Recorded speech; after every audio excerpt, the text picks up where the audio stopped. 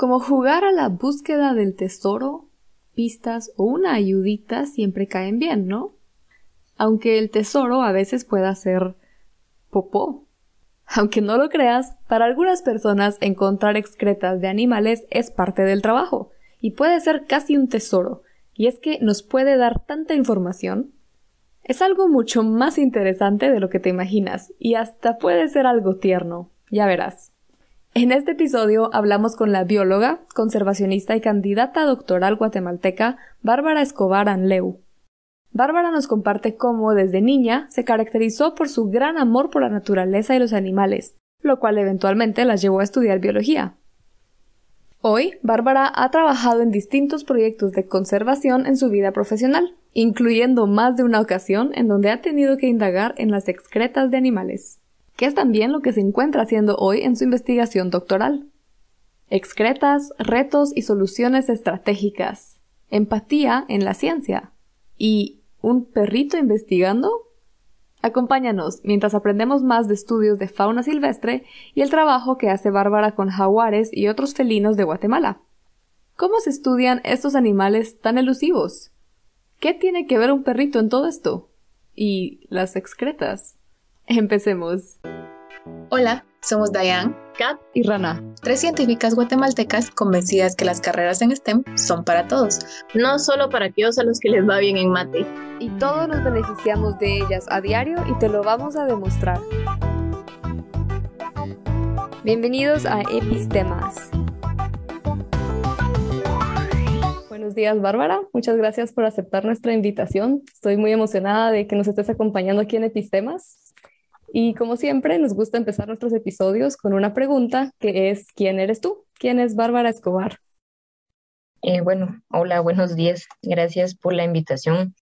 Pues Bárbara Escobar es una mujer curiosa, que le gustan los retos, que le encanta la naturaleza, por eso soy bióloga, y que desde que tiene memoria le encantan los animales y pues por eso creo que desde niña tuve ahí marcado el camino de qué era lo que quería hacer de grande.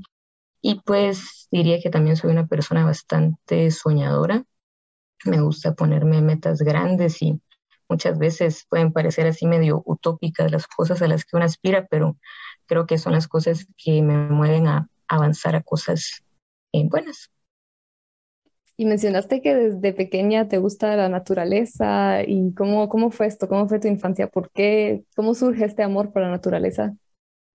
Pues no sé si surge de algo en particular, la verdad. O sea, desde que yo me acuerdo me encantaban los animales, las plantas, la naturaleza. Y pues mi mamá me motivó mucho con todo eso. Me acuerdo que desde chiquita ya hacía como mis propios álbumes de fauna y flora y yo dibujaba así como los animales y les ponía descripciones. Entonces siempre me gustó. Y de hecho cuando era niña yo creía que iba a ser veterinaria porque pues cuando una está chiquita muchas veces no, pues obviamente no conoce todos los campos o no, yo no tenía ni idea de qué era la biología, por ejemplo, pero sí sabía que era veterinaria. Entonces yo creía que eso era lo que quería hacer, porque según yo, pues con eso iba a salvar a todos los animales del mundo, era lo que yo quería. Pero pues obviamente después cuando ya crecí y llevé otros cursos, me di cuenta que la biología era algo que pues abarcaba más, no era solo animales, sino pues a nivel de ecosistemas, etcétera. Entonces ahí supe que pues eso era lo que quería hacer. Y cuando ya estabas en la carrera entonces de biología, ¿cómo fue tu experiencia? ¿Si era lo que esperabas?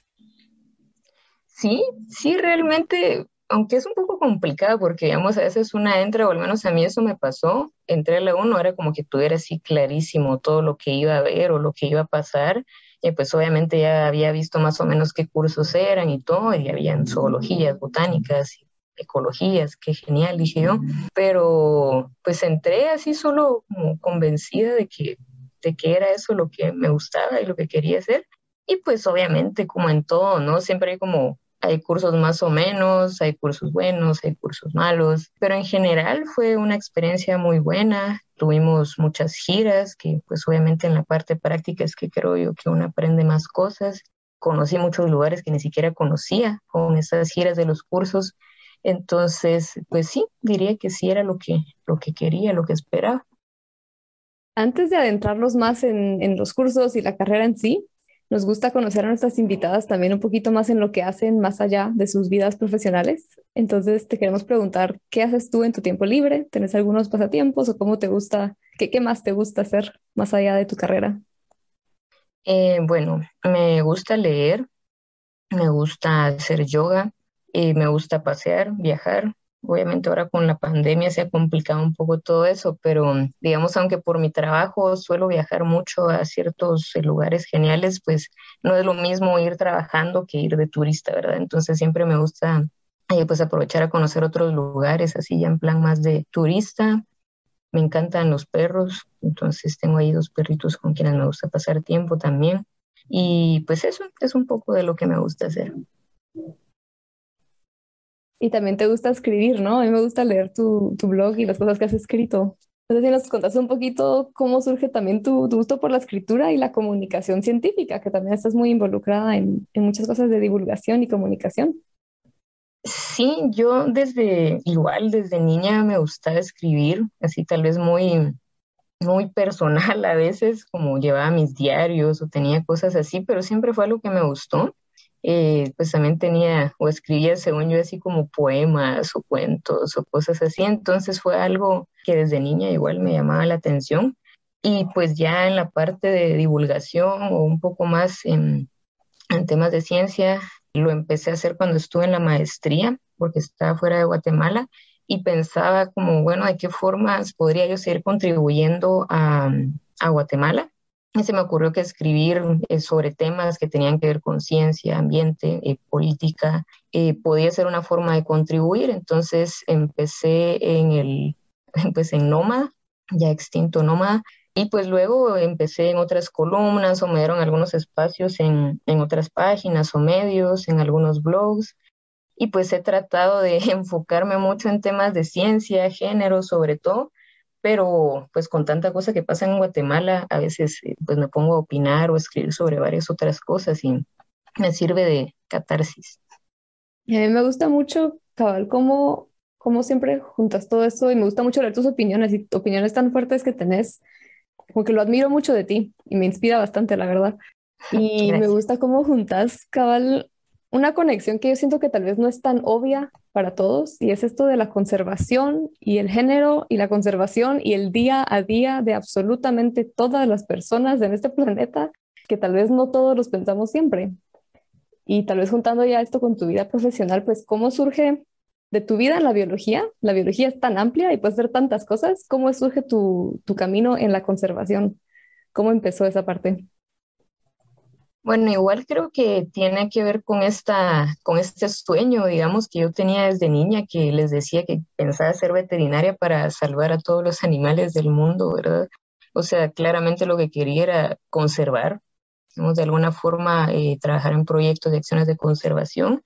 Entonces tenía como muy claro de que eso era lo que quería hacer. Cuando entré a la carrera, digamos, la gente así como que decide, qué sé yo, irse por botánica, zoología y microbiología, cosas así.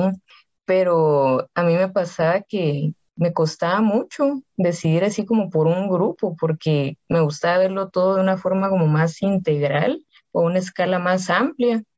Entonces, a veces algunos de mis profesores hasta decían que no, que como que una no podía ser tan dispersa, pero o sea, a mí nunca me pareció ser dispersa, sino que prefería verlo de esa manera, ¿verdad? De una forma más global en términos de conservación. Y porque, claro, o sea, podemos enfocarnos en un grupo en específico para conservar, pero creo que si lo que nos interesa es precisamente la conservación, tiene que ser algo a una escala un poco más amplia.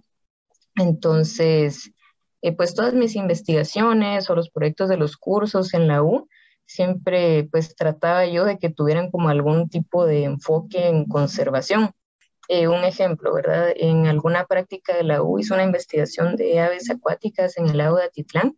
Entonces, pues claro, pude solo haber como documentado qué aves habían y ya, pero lo que se hizo fue que pues, se preparó una guía, se socializó con pescadores, se socializó con varios sectores que podían usar esta guía y como para hablar un poco de la importancia que tenían estas aves, de qué beneficios incluso podía traer el conservarlas en términos de turismo, etcétera.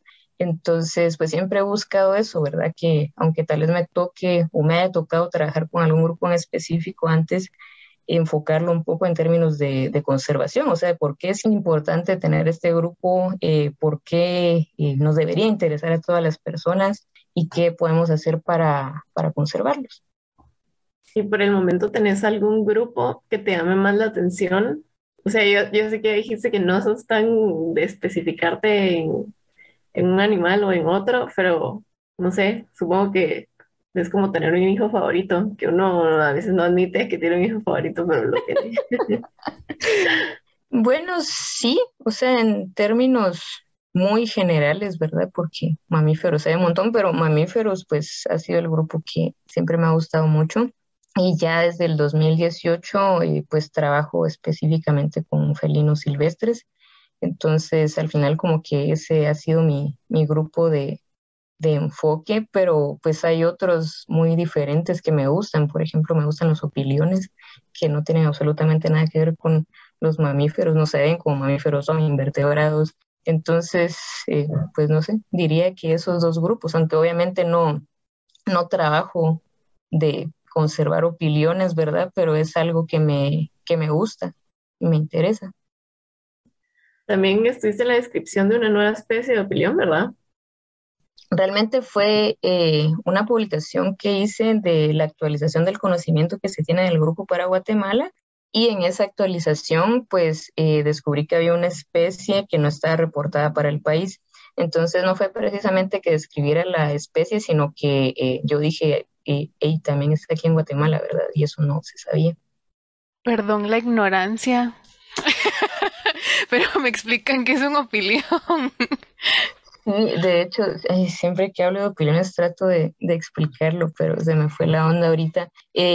Parecen arañas, básicamente, o sea, los opiniones son un grupo de arácnidos y poniéndolo así como en términos prácticos, digamos, o fáciles de identificar, si te das cuenta, las arañas tienen su cuerpo como en dos segmentos y las ocho patas, ¿verdad? En cambio, los opiliones suelen ser como, esos dos segmentos están fusionados, entonces es como una pelotita y las ocho patas. Entonces, muchas veces creemos de que lo que estamos viendo es una araña, pero si la ves bien y es solo una bolita con ocho patas, seguramente pues es lo que estás viendo es un opilión. Y sí, he visto un montón, no sabía que se llamaban así. Sí, sí, son bastante desconocidos. De hecho, no solo en Guatemala, sino a nivel mundial, es poca la gente que trabaja con ellos. Por eso me Todo el mundo parecen tan dice, ¡ay, interesantes. araña! Y no es una araña. Es un opilión. Y hay un montón de mitos de los pobres opiliones, porque como no muerden, entonces la gente Ujú. quiere que sí o sí hagan daño porque son arañas. Entonces que te orinan, que cuando te pasan son como un gusano de fiebre, entonces te da fiebre y es como... Sí, como que algo malo deben hacer, piensa la gente. ujú. Pero no, son inofensivos y pueden ser indicadores biogeográficos y ecológicos, pero aún necesitamos invertir más en su investigación. ¿Y cómo fue tu experiencia trabajando con los opiliones en Guate, así como que haciendo la actualización del conocimiento? Porque como no tenemos muchos especialistas en el tema, supongo que fue bastante retador. Sí, de hecho fue una locura. O sea, esa publicación me tomó 10 años desde que surgió la idea, porque todo empezó en un curso de zoología de la U que teníamos que colectar invertebrados, entonces entre ellos se fueron opiliones y pues yo siempre he tenido claro que por supuesto hay que hacer colectas algunas veces y ahí contribuyendo a la ciencia y todo, pero lo que nunca me ha gustado es que muchas veces puede pasar que se colecten especímenes sin, digamos, sin un objetivo claro o sin saber si realmente se va a hacer algo con ellos. Y en ese curso a mí me pasó que yo sabía que casi nadie en el mundo trabajaba con ese grupo, entonces dije yo, bueno, estamos colectando, y porque cuando hablo de colectar me refiero a agarrarlos, meterlos en un frasco con alcohol y pues obviamente pues, se mueren, ¿verdad?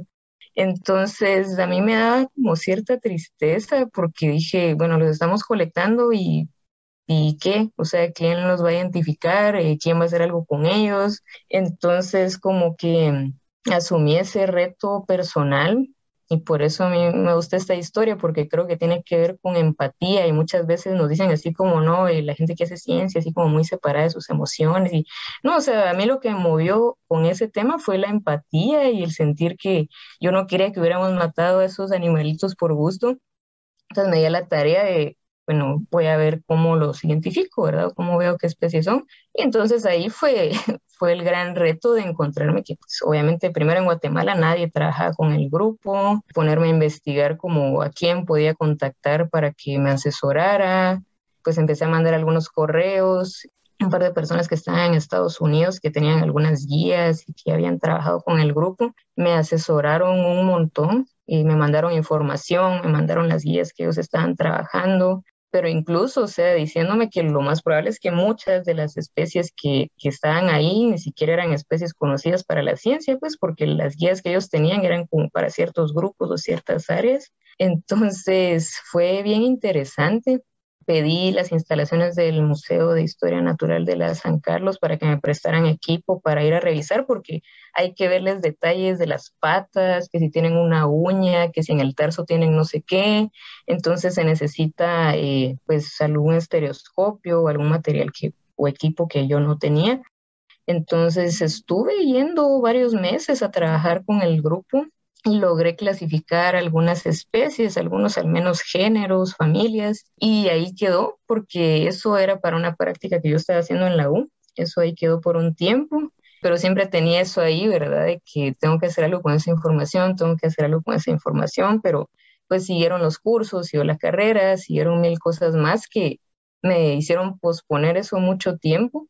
Y fue hasta pues prácticamente 10 años después que dije, bueno, antes, unos 8 o 9 años después, que me dieron la idea de por qué no haces un listado, una actualización de lo que se conoce de ese grupo en Guatemala. Entonces ya me puse a investigar en bases de datos en línea, en lo que yo había registrado en el museo, y pues ahí me di cuenta de que tenía esa especie que pues no se había reportado para Guatemala y pues un listado de qué especies ya estaban confirmadas para aquí porque no habían, ¿verdad? O sea, lo que habían eran catálogos donde podías ver por países, así como, bueno, en Guatemala están estas especies, pero no había una publicación en específico de opiniones para el país. Entonces, ya al fin hace un par de años, pues logré publicar eso y se sintió bien, se sintió bonito. La verdad que mis respetos porque es una cantidad de información gigante la que hay que revisar en los catálogos de arañas y todo es así como de 1900, entonces también hay muchos nombres que ya no se usan y entonces tienes Ujú. que hacer doble revisión y todo estrés, pero la verdad es que qué cool y mis respetos. Gracias. Dayan, no sé si tenías alguna pregunta. No, pregunta, no, que trabajar, la verdad. Solo un comentario así como de un logrón. Es que yo creo que ahorita voy a meter cosas personales porque hoy estaba peleando con identificar un hongo en específico, entonces ahorita pensar en identificar todos estos bichos solo es así como realmente es un montón de trabajo, aunque en este caso se hace solo por claves y es a nivel morfológico, ¿no? Más o menos, bueno, sí, pero uno de los retos que yo también tuve y que de hecho ahí fue que me quedé estancada con muchos de los animalitos, de los opilones colectados, era que en algunos hay que revisar la genitalia. Entonces como que tenés que abrirlos y sacarles como algunas partes para poder ver eso y en función de eso sabes qué especie es. Y pues si yo apenas si tenía aquí equipo y guías que me habían mandado para medio ver qué eran, entonces ya eso era demasiado complicado e implicaba tal vez enviarlos a otro país. Y era algo que yo en ese momento, pues era un estudiante como que de segundo, tercer año de la carrera, no, pues ya no supe qué hacer con eso, ¿verdad? Entonces, por eso fue que me estanqué con muchos y muchos se quedaron en género, familia.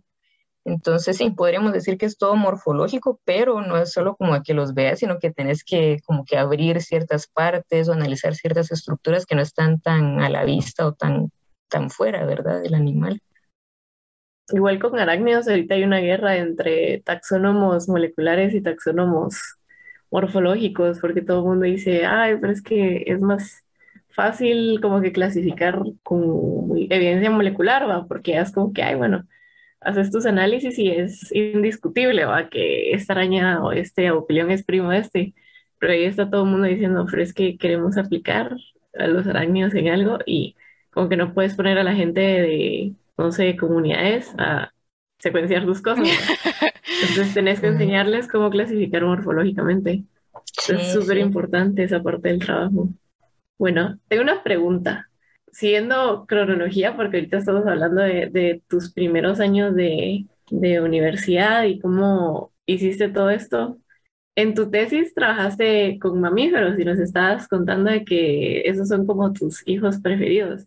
¿Nos puedes contar Ujú. más o menos en qué fue tu tesis y no sé cómo estuvo la experiencia? Sí, esa pues fue otra experiencia interesante porque yo estaba haciendo mis prácticas de EPS, que ya son las últimas prácticas de la carrera, en la Asociación de Reservas Privadas. Entonces, algo que yo quería hacer era pues una tesis bonita de algo que me gustara, pero tampoco quería complicarme porque era algo que había visto que pasa muchas veces pues, con varios estudiantes y que pues como que a veces se toman años porque se les complica el tema que eligieron. Entonces yo traté de ser así como estratégica en el sentido de que lo que hice en la asociación donde estaba haciendo mis prácticas fue como preguntar o identificar qué necesidades o qué vacíos de información tenían y ver qué equipo o qué cosas habían disponibles para poder llenar esos vacíos. Entonces, no fue precisamente que yo llegara así teniendo un tema claro de tesis, sino que ya estando ahí, yo pregunté, y pues habían cámaras trampa que no estaban usando porque las habían ganado en un proyecto, pero ya no las habían usado.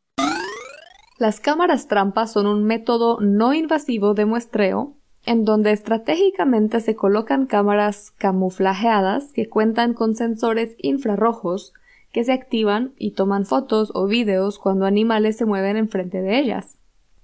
Luego, científicas como Bárbara regresan a obtener las fotos de las memorias como con cualquier otra cámara digital de hoy, aunque también hay ya algunas más avanzadas que automáticamente envían fotos o vídeos a una computadora. Y pues algo que se podía hacer con las cámaras, obviamente, era pues trabajar con mamíferos. Entonces se me ocurrió que una cosa interesante podía ser justo comparar qué mamíferos o diversidad en cafetales y en bosques de las reservas privadas, porque generalmente las reservas privadas tienen esa particularidad, ¿verdad? Que tienen un doble uso, digamos, tienen usos productivos, tienen café o tienen algún tipo de cultivo y también tienen un área destinada a conservación. Entonces me pareció que era interesante hacer esa comparación y pues estaba ese equipo, era información que necesitaban y de cierta forma también fue estratégico porque digamos que me ponía cierta presión ya que era parte de la práctica que estaba haciendo, ¿verdad? Entonces tenía que entregar ese informe, tenía que estar entregando avances y así me presionaba un poco en ir avanzando en eso y no era un tema totalmente nuevo o ajeno a lo que ya estaba haciendo. Y me funcionó bastante bien.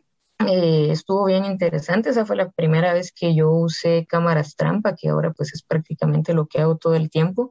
Y pues lo que encontré fue que pues obviamente habían más especies en los bosques que en las áreas de café, pero lo más interesante era también que entre las reservas que yo trabajé, habían distintos tipos de manejo del café. Entonces, la reserva donde habían pues como mejores condiciones o donde había un manejo como más amigable con el ambiente, era donde encontramos especies, pumas incluso, o especies que no estaban en los otros sitios, o especies que estaban usando tanto bosque como cafetal, pero porque el cafetal estaba en ciertas condiciones pues que eran más favorables en comparación a otras reservas que manejaban el café de otra forma.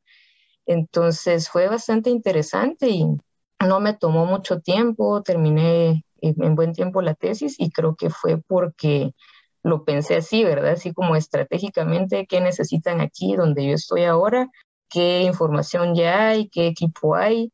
Bueno, entonces hagamos esto.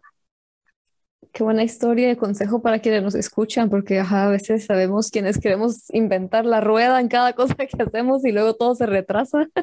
Pero sí, ¿no? Qué buena estrategia, qué buenos tips. ¿Y cómo pasas de eso a tu maestría en Costa Rica? Porque ahí hiciste algo completamente distinto, ¿no? O sea, siempre dentro de la conversación, la conservación, perdón, pero trabajaste con aves en Atitlán, si no me equivoco. No, Nutria, perdón, Nutria, sí. Sí, Ok, ¿cómo fue tu experiencia? ¿Cómo encontraste este posgrado, primero que nada? ¿Cómo terminaste de Guate a Costa Rica? pues lo que pasó fue que cuando yo me gradué de la licenciatura, yo quería trabajar, pero no, pues no me daba trabajo nadie, no encontraba trabajo en Guatemala. Entonces llegó un punto en el que dije, pues mejor voy a aplicar algún posgrado porque como que eso de trabajar aquí no está funcionando. Y de hecho, las cosas que pasan en la vida, la semana que me confirmaron la beca para la maestría, al fin me confirmaron un trabajo en Guatemala. Qué buen Entonces, timing. sí, fue de las decisiones más complicadas que he tenido que tomar porque pues tenía que decidir, ¿no? O sea, al fin, seguía trabajando acá, si ya me querían contratar en un lugar o pues tomaba la opción del posgrado que también me había ganado y pues decidí irme a la maestría y la busqué. Bueno, primero pues me interesaba Costa Rica porque pues ellos tienen pues ya mucho trabajo en temas de conservación, biodiversidad, y yo estuve buscando qué posgrados becaba el Servicio Alemán de Intercambio Académico, el DAAD, y pues bueno, podía optar como opciones en Alemania, por ejemplo, pero la verdad es que en ese momento pues me sentía intimidada y no me atreví, o sea, ni siquiera pensé así como irme a Alemania, o sea, ni siquiera había estado nunca en Europa, ¿verdad? Entonces no sé, no me atreví, la verdad. Pero también está la opción del programa regional y pues Costa Rica me parecía una buena opción, ¿verdad? Entonces busqué qué programas habían que se becaran con este programa y habían un par que me interesaban. Había uno en la Universidad de Costa Rica, pero era una maestría en biología, digamos, así como en biología, ¿verdad? Mientras que la otra, que es a la que yo entré, es una maestría en conservación y manejo de vida silvestre. Entonces, digamos que era un poco más aplicado.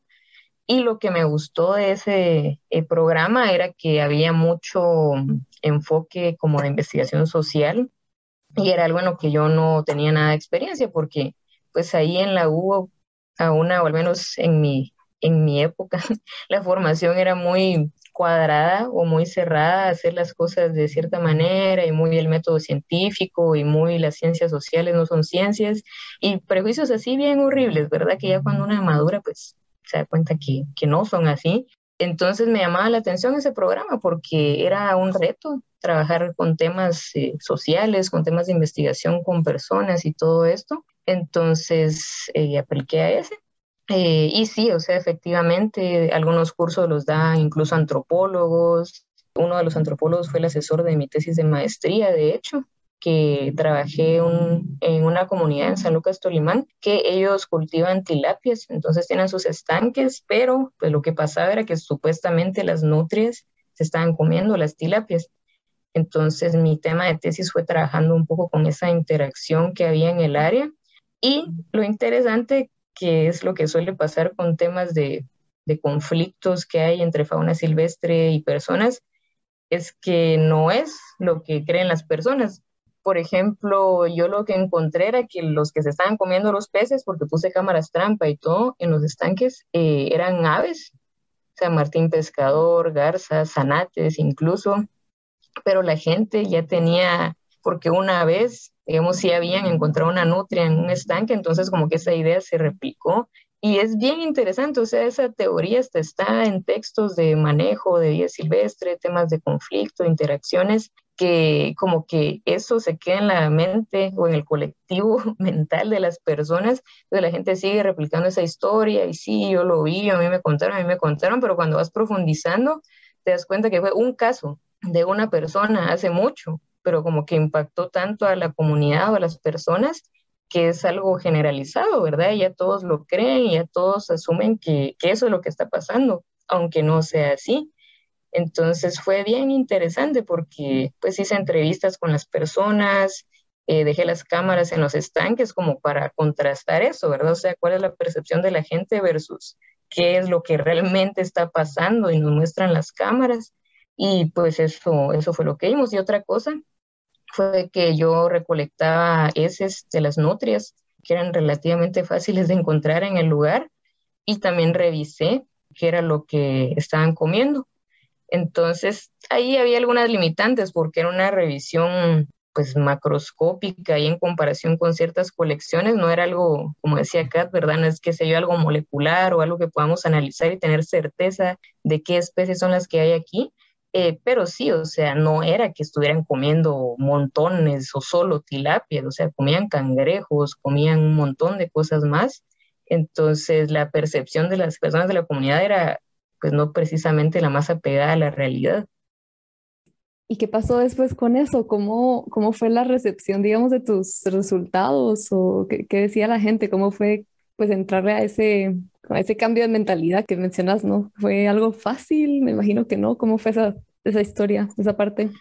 Yo creo que eso es uno de los retos que hay en proyectos de conservación porque son cosas pues que toman mucho tiempo, son procesos así como a muy largo plazo.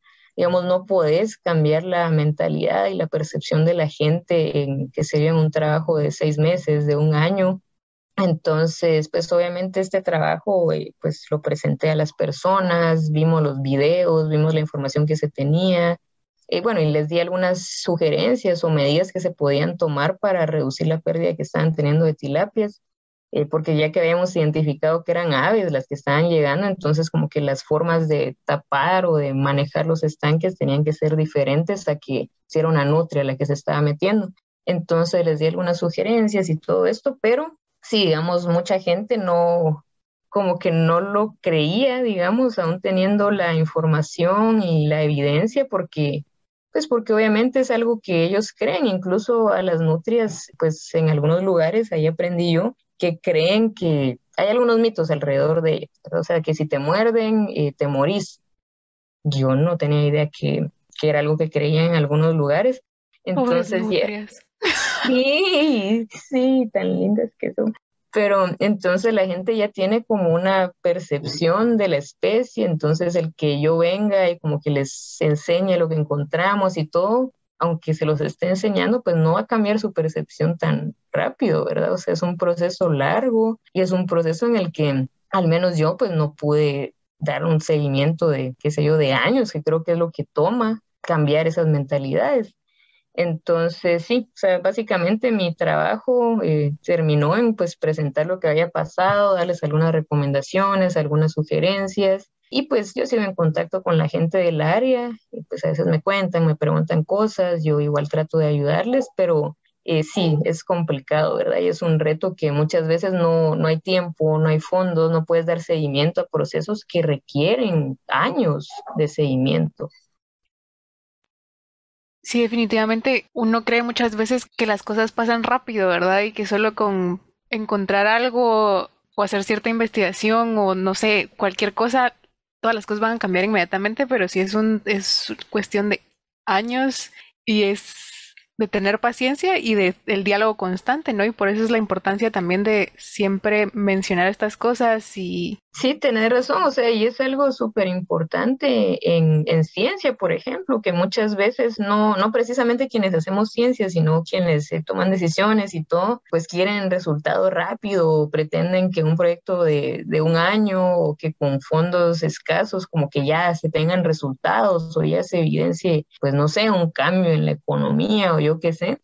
Y eso es complicado, o sea, son procesos largos por un lado, desde esa perspectiva, y por otro, sí, tal vez una pensaría que ya teniendo evidencia y todo, y se lo das a la gente, y pues ya con eso deberían creer qué es lo que está pasando, pero no es tan sencillo, ¿verdad? Aún teniendo evidencia, aún teniendo datos, videos, etcétera, si la gente tiene como cierta percepción o ya tiene como algunos pensamientos muy arraigados, pues aunque le presentes todo eso, no lo va a creer o no va a hacer nada con eso. Entonces, son procesos complejos y cosas que toman bastante tiempo. Y qué buen ejemplo, cabal, lo que mencionaste de tu maestría en cuanto a la diversidad de carreras de los profesores y la importancia también de que no soy solo bióloga, entonces voy a hacer solo cosas con biólogos, ¿no? Sino necesitamos ser más multidisciplinarios. Eso creo que es algo que también hemos aprendido muchísimo aquí en el podcast, ser más abiertos en todo, no solo entre ciencias e ingeniería, sino con las personas locales, con gobiernos, etcétera. O sea, es importante que todos aprendamos a colaborar más. Y qué buen ejemplo que nos acabas de decir. Y es que sí, conflictos fauna o naturaleza y humanos urbanos, digamos, es para hablar otras 1000 horas de cada cosa, ¿no? Ujú, sí. Pero ya que tenemos el tiempo un poco encima y aún no hemos hablado de lo que haces hoy, contanos un poquito qué es lo que estás haciendo hoy y cómo llegaste ahí. Ahorita estoy haciendo dos cosas, digamos. Desde 2018 soy la coordinadora de Pantera, que es una organización que se dedica a la conservación de felinos silvestres. Soy la coordinadora en Guatemala.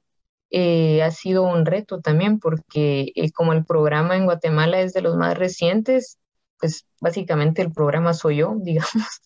Entonces, pues a mí me toca ahí como hacer un poco de todo, ahí conseguir fondos, ir a campo, ejecutar proyectos, etcétera. Entonces ha sido un reto, pero es un trabajo bonito.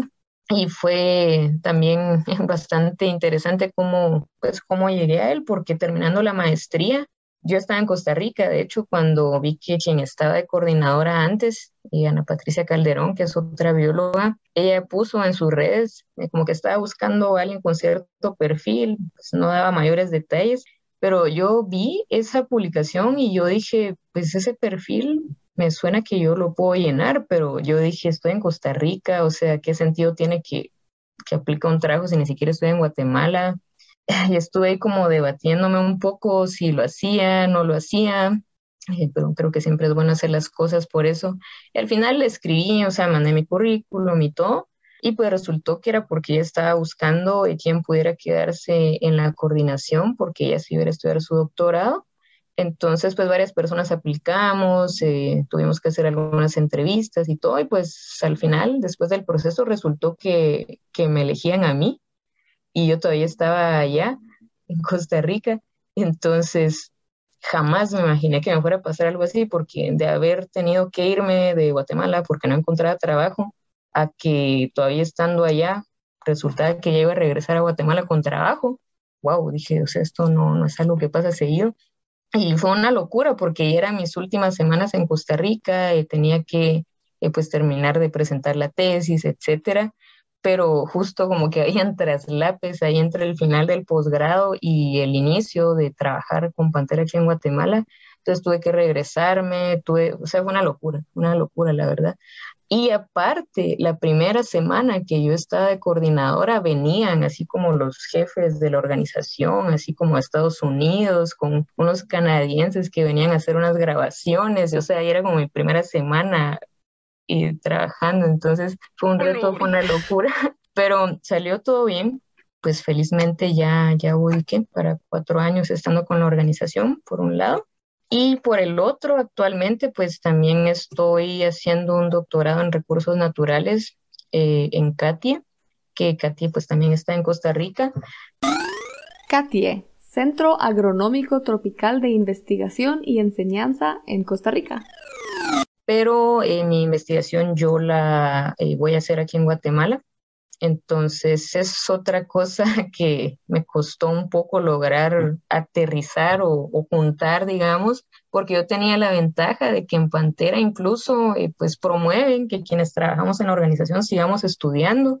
El problema es que aquí en Guatemala pues no hay opciones de posgrado, ¿verdad? Entonces, mientras que mis colegas que están en Pantera en México o en Brasil, en otros países, se metieron a su doctorado en su país y seguían trabajando con Pantera medio tiempo, digamos, eso era algo que yo no podía hacer porque si quería seguir estudiando, pues básicamente me tenía que ir. No era como que me quedo aquí y estoy estudiando. Entonces me tomó un buen tiempo encontrar una opción que me funcionara. Empecé a investigar opciones a distancia y todo, pero pues como que ninguna me convencía mucho. Pero Katia tenía varias opciones de doctorado. De hecho, una que era la que me interesaba era un programa conjunto que tienen con una universidad en Reino Unido. Y de hecho me aceptaron porque tuve que aplicar a las dos instituciones para ver si podía entrar al programa conjunto. Me aceptaron en la universidad en Reino Unido, me aceptaron en CATIE, pero no tuve financiamiento para ese programa. Entonces lo que hice fue que apliqué a una beca de nuevo del servicio alemán, del DAAD, y esa beca pues sí me cubría el programa, pero el programa local, digamos, el programa de CATIE nada más. entonces no puedo entrar al conjunto por falta de financiamiento, pero ese programa de CATI pues me permite hacer la investigación en Guatemala. Como al final CATI pues el enfoque que tiene es regional, Latinoamérica, el Caribe, etcétera. Entonces, estoy en esa modalidad en la que no llevé cursos, de hecho, porque también están esas diferencias. Hay como un modelo norteamericano y un modelo europeo. En el norteamericano, pues, tenés que llevar un año de cursos y en el europeo, pues, es un modelo al que puedes optar si quieres entrar de lleno a la investigación, digamos. Entonces, desde el primer año estás trabajando en el anteproyecto, en planificación, en la defensa, bueno, el examen de candidatura, más bien, no la defensa. Y en ese programa estoy, el de modelo europeo. Entonces, ya llevo más o menos 6 meses en el programa, ya tengo mi protocolo, digamos. De hecho, la idea es hacer el examen de candidatura tal vez en marzo y empezar el trabajo de campo este año. Bueno, este episodio lo grabamos hace más de un mes. Te contamos que a finales de marzo, Bárbara ya aprobó su examen y ya es candidata doctoral. ¡Felicidades, Bárbara!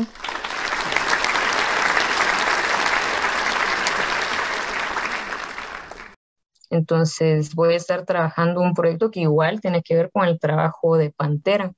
Entonces como que también fue una cosa estratégica, ¿verdad? Así como para poder mantener cierta relación o vínculo pues con la organización con la que he trabajado en estos años, pero poder avanzar en los estudios de posgrado. Busqué un tema que fuera de interés así como para ambas instituciones y pues por ahí va la cosa. Y bueno, no sé si me corregís si yo me equivoco, pero asumo que no nos puedes contar de ese proyecto todavía, pero los pasados 4 años en Pantera, ¿qué es lo que hace Pantera Guatemala? ¿Qué es lo que se ha logrado y cómo podemos los demás apoyar? Bueno, de hecho, sí podría contar del tema, pero vamos a responder a esta pregunta. Bueno, desde antes que yo estuviera, pues mucho ha sido fototrampeo, usar cámaras trampa en Izabal, porque Izabal es un área pues, en la que no hay tanta información. Digamos, cuando pensamos en felinos, jaguares, pumas, qué sé yo, lo primero que piensa todo el mundo es en Petén, porque obviamente pues Petén hay áreas más grandes, más conservadas, entonces pues muchas veces la gente hasta cree que en Izabal pues ya no hay nada, ¿verdad? O sea, así como hay, todavía hay jaguares en Izabal. Sí, hay jaguares, de hecho las 5 especies de felinos silvestres que hay en Guatemala también están en Izabal, pero ha sido un área que como que se ha descuidado un poco en el sentido de que pocos recursos, pocos fondos, pocas investigaciones han ido hacia este departamento y Pantera se enfoca en Izabal precisamente porque la visión de la organización es trabajar a nivel regional. Entonces hay una iniciativa que se llama la Iniciativa del Corredor del Jaguar, en la que lo que se busca es mantener cierta conectividad en todos los países en los cuales se distribuye el jaguar. Entonces estamos hablando pues prácticamente de México hasta Argentina. Y pues obviamente cuando hablamos de mantener la conectividad no, no es como pretender un continuo de bosque, porque eso es imposible ya en estos tiempos, pero sí mantener ciertas condiciones en áreas que se han identificado como claves para que las especies o esta especie en particular pueda seguirse moviendo y se mantenga como que ese intercambio genético, ¿verdad? Que es lo que al final ayuda a que hayan poblaciones sanas. Y en ese sentido, Izabal es un punto así como bien crítico para la especie en el corredor, porque ya hay estudios genéticos que demuestran que la conectividad se está perdiendo para la especie entre Honduras y Guatemala. Entonces, así como en términos muy sencillos, lo que se ha visto es que como que los jaguares que están en el norte de esta parte ya se están como empezando a diferenciar o ya no se ven tan parecidos a los que están al sur. Entonces, esto quiere decir que esta parte de Guatemala, Honduras, es como un cuello de botella o algo que ya está filtrando, que ya no deja pasar a los animales, a los jaguares. Entonces, por eso es importante Izabal, porque sí, Petén está bien, relativamente bien conservado en algunas áreas, si hablamos de Belice también, pero si se pierde esa conectividad en Izabal, o sea, igual todos estos jaguares se van a quedar ahí. Y hablamos de jaguares porque pues, es la especie que se ha usado para esta iniciativa, pero obviamente, o sea, en esos hábitats, en esos lugares hay muchas más especies. Como les digo, en Izabal no solo está el jaguar, sino las otras 4 especies de felinos. Entonces se ha trabajado mucho primero en caracterizar, en identificar qué animales, qué especies hay en diferentes áreas de Izabal. Se ha trabajado un poco en temas pues de divulgación, de compartir conocimiento, de concientización. Se ha trabajado también un poco, eso sí, muy poco, la verdad, en temas de cuando hay problemas con ganaderos, que tal vez algún jaguar o algún puma o algún animal atacó ganado, entonces para asesorar un poco sobre qué se puede hacer. También hay un proyecto que tuvimos en conjunto con Pantera en Honduras, un proyecto binacional, que justo busca pues mantener ciertas condiciones o cierta conexión entre Sierra Caral, que es un área que está en Izabal, justo en la frontera con Honduras, y el área más cercana que tiene Honduras a esta área protegida, que es el Parque Nacional Cuzuco. Entonces estamos buscando formas de mantener esa conectividad en esta área en particular, ¿verdad? Eso ha sido un poco de lo que se ha hecho. Y respecto a lo del proyecto que yo estoy planteando trabajar, pues es un poco también para evaluar temas de conectividad de felinos silvestres y algunas cosas de dieta también, porque hay listados de qué se supone que comen los felinos, por ejemplo, pero sobre todo felinos grandes. No hay mucha información de felinos menores y pues aquí hay 3 felinos menores. Entonces, por ahí más o menos va el tema que pienso trabajar, evaluar un poco de dieta y de conectividad de las poblaciones. Y solo para aclarar, ¿cuáles son felinos mayores y menores y cuáles son estas otras especies más allá del jaguar y el puma que hay en Guatemala? Bueno, ajá. Aquí felinos grandes o felinos mayores tenemos 2, es el jaguar y el puma. Y tenemos también 3 especies de felinos menores, que son el ocelote, el yaguarundi y el margay o tigrillo. ¿Sí es solo el tamaño lo que se usa para clasificar felinos menores de mayores o hay alguna otra distinción de algún otro tipo? De hecho, es interesante porque lo más evidente es el tamaño, pero hay una serie de factores que se ponderan y se evalúan para determinar como hasta qué punto un felino es como un felino grande o pequeño. Digamos, se evalúan cosas genéticas, también anatómicas, incluso cosas como si tienen la capacidad de rugir, porque no todos los felinos rugen, por ejemplo. Y hay una cosa que te quería preguntar desde hace ratos, pero lo estaba guardando para el podcast. Hay una publicación que vi en la página de Pantera Guatemala en Instagram y queremos saber cómo es esto de que hay un perrito en Guatemala investigando jaguares, que se llama Por Cat. favor. Tu tocayo. Ya, sí, bueno, esta es otra historia. Este perrito todavía no está trabajando, digamos, lo están entrenando, que de hecho es un perrito que trajo WCS. WCS, Wildlife Conservation Society. Entonces, pues el plan original o algo que se había hablado es pues poder trabajar con el perrito no solo en las áreas donde trabaja WCS en Petén, sino también en Izabal, pero todavía está en entrenamiento. Entonces, de hecho, ajá, o sea, parte de lo que yo voy a hacer con mi proyecto de doctorado, realmente todo es con base en excretas también, así como con las nutrias, pues también voy a buscar excretas de felinos, pero los va a buscar un perro entrenado, ¿verdad? Porque no es como que una va al campo y así como, ay, miren, aquí están las excretas de los felinos, ¿verdad? O sea, no es así de fácil. Entonces, una opción era trabajar con CAT, que ya está aquí y todo, pero como les digo, todavía lo están entrenando. Y la otra opción es trabajar con Tigre, que Tigre es un perro que está con Pantera en Costa Rica, ya tiene varios años trabajando allá, y él está entrenado igual para detectar específicamente excretas de felinos silvestres.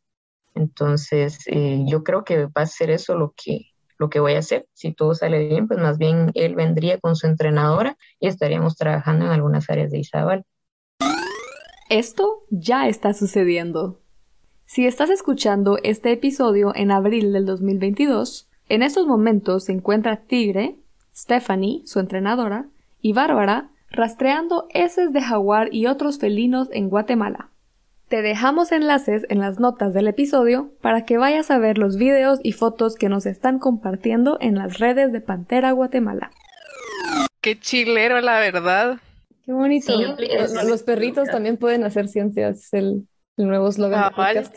¿Y en qué otros países usan perros entrenados para encontrar excretas?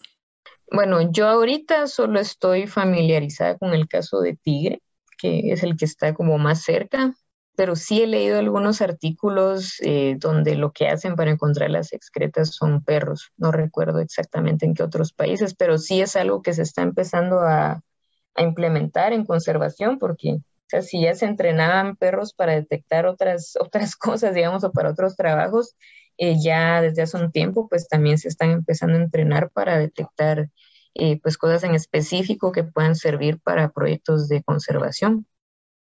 Hasta cáncer detectan los perros. La verdad es que qué buena técnica utilizarlos para detectar excretas. Sí, a mí que me encantan los perros, pues como que si todo sale bien con este proyecto va a ser como mi proyecto soñado, porque ahí trabajando además con un perrito. Como anillo al dedo te quedó. Sí. Súper. Bueno, la verdad es que ya casi vamos llegando a la hora, pero antes quería preguntar. Como mencionaste inicialmente que cuando eras chiquita soñabas con salvar a todos los animales del mundo y que pues ser soñadora es parte de ti, ¿con qué soñás ahora? ¿Seguís soñando con salvar a todos los animales del mundo? ¿O ha cambiado de cierta forma? Y pues ya no, ya siendo un poco más realista y conociendo cómo funcionan las cosas, pues ya no, digamos que no puedo pretender seguir soñando con salvar a todos los animales del mundo, pero pues obviamente sí sigo soñando y trabajando porque pues donde estoy o en lo que estoy trabajando pueda contribuir de alguna manera a conservar pues parte al menos de estas especies. Y pues también otra cosa con la que sueño, digamos, o en la que me gusta tratar de hacer un poco cada vez que puedo, es pues como buscar formas en las cuales pues las personas también puedan verse de cierta forma beneficiadas en estos temas, ¿verdad? Porque muchas veces también pasa que si trabajamos en conservación, pues nos importa mucho, qué sé yo, el bosque, mis animalitos y todo esto, pero no veo más allá de eso, ¿verdad? No se ve que pues también hay personas alrededor, que hay gente que tiene necesidades, etcétera. Entonces, sobre todo en países como Guatemala, ¿no? Que hay tanta desigualdad y todo esto, yo creo que no deberíamos obviar esas necesidades. Entonces, es complicado, pero yo trato, de nuevo, ¿verdad? Ya hablando de sueños, ¿verdad? Trato o sueño con que los temas de conservación y los temas de ciencia en las que una trabaja, pues de alguna forma puedan beneficiar también a las personas o al menos las consideren, ¿verdad? O sea, no solo asumir que la gente está totalmente fuera de lo que estoy haciendo y ya, o sea, la gente siempre es parte de todo esto.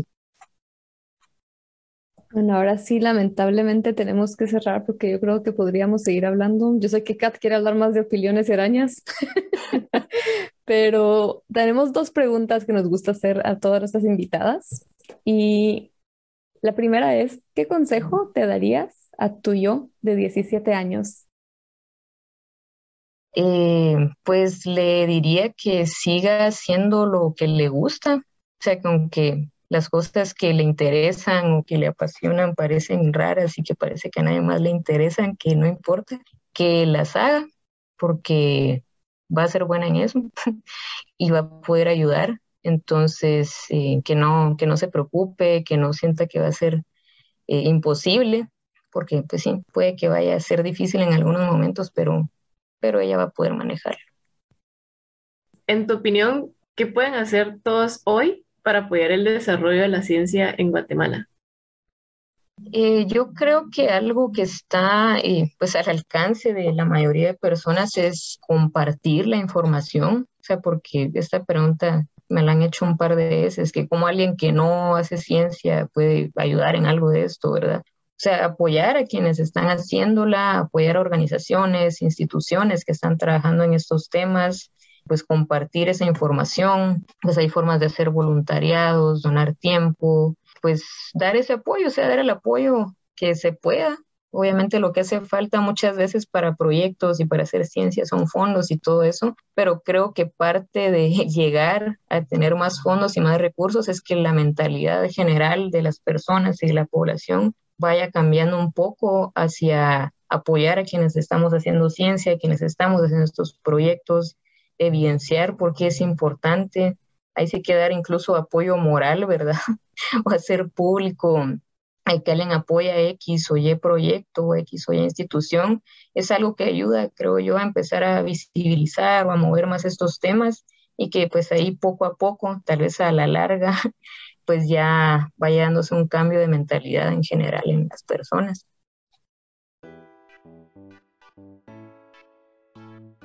Gracias, Bárbara, por demostrarnos lo importante que es la investigación en la conservación, recordarnos que esto es algo que nos debe importar a todas las personas y por compartirnos formas de ayudar. Gracias también por enseñarnos sobre estos métodos inusuales y súper tiernos para hacer ciencia. Y gracias a ti, que nos escuchas, por seguir apoyando Epistemas. Esperamos que ahora tengas más interés por rastrear popó de jaguares o, por lo menos, de ir a apoyar el trabajo de Pantera Guatemala. No olvides seguirnos en nuestras redes sociales y cuéntanos qué te pareció este episodio. ¡Hasta la próxima!